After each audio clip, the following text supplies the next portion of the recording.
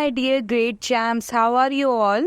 Welcome back to our channel, Learn and Grow Better. If you are new on my channel, please like, share and subscribe the channel. Let's check out the knowledge with today's video. Let's get started. And one more thing, don't forget to hit the bell icon so that you never miss any video. Let's get started.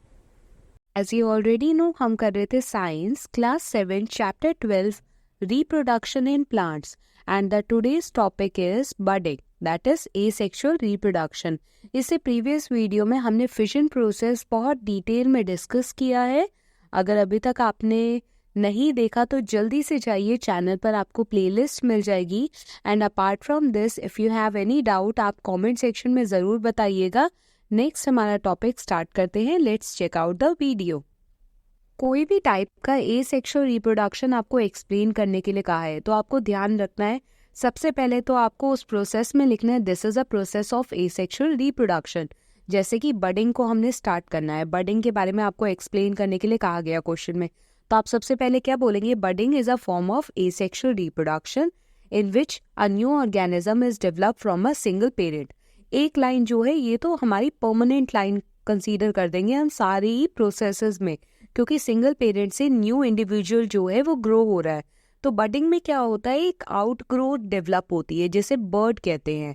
After a period of time cell division होता है उसी particular site पे, और फिर क्या होता है वो पेरेंट ऑर्गेनिज्म के साथ जो बर्ड ग्रो हो रहा था वो बर्ड जो है डी अटैच हो जाता है, ब्रेक हो जाता है, और फिर न्यू ऑर्गेनिज्म अपने आप ही डेवलप हो जाता है.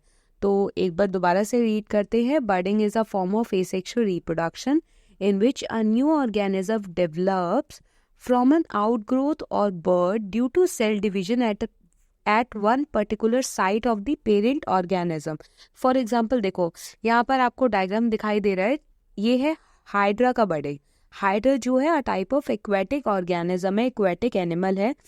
तो ये हो गया पेरेंट ऑर्गेनिज्म. पेरेंट ऑर्गेनिज्म के यहाँ पर एक आउटग्रोथ आपको दिखाई दे रही है जिसे क्या बोलते हैं? बर्ड. BUD. ये आउटग्रोथ जो है वो धीरे धीरे क्या होती है? मैच्योर होती है, डेवलप होती है, क्योंकि यहाँ पर बहुत सारे सेल आपस में डिवाइड करते हैं, न्यूक्लियस डिवाइड कर रहा है, जिसकी वजह से न्यूक्लियस डिवाइड होने के बाद ये बर्ड जो है फर्दर और ग्रो होती है.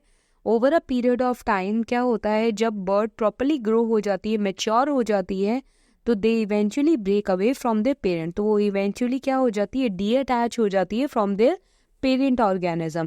तो ऐसे टाइप के प्रोसेस को हम क्या बोलते हैं? बडिंग प्रोसेस कहते हैं. और बडिंग प्रोसेस कौन कौन से ऑर्गेनिज्म में होता है? अभी हमने देखा हाइड्रा में, और second one is yeast. Yeast जो है सिंगल सेल ऑर्गेनिज्म है और हमने इसके बारे में पढ़ा भी हुआ है. यीस्ट जो है वो हमारा फर्मेंटेशन प्रोसेस में हेल्प करता है, बियर और अल्कोहल की प्रोडक्शन में हेल्प करता है. ये सारी चीज़ें मैंने आपको समझाई हैं, तो आपको ध्यान रखना है. और अगर कोई डाउट है तो ज़रूर कमेंट सेक्शन में बताना है. मेनली प्रोसेस को कैसे एक्सप्लेन करना है, उसका diagram, and what are the example behind that particular process.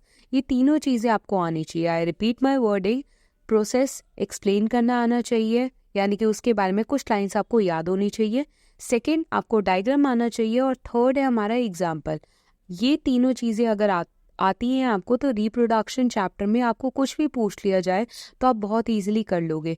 तो इस प्रोसेस में ये जो बडिंग इन हाइड्रा है ये डायग्राम भी बहुत इंपॉर्टेंट है, आपको ध्यान रखना है, क्योंकि क्वेश्चंस में कुछ भी पूछा जा सकता है, डायग्राम के साथ एक्सप्लेन करने के लिए कहा जा सकता है. तो आपको ध्यान रखना है, ये डायग्राम भी इम्पॉर्टेंट है. Thanks for watching. Please like, share and subscribe the channel. Learn and grow better.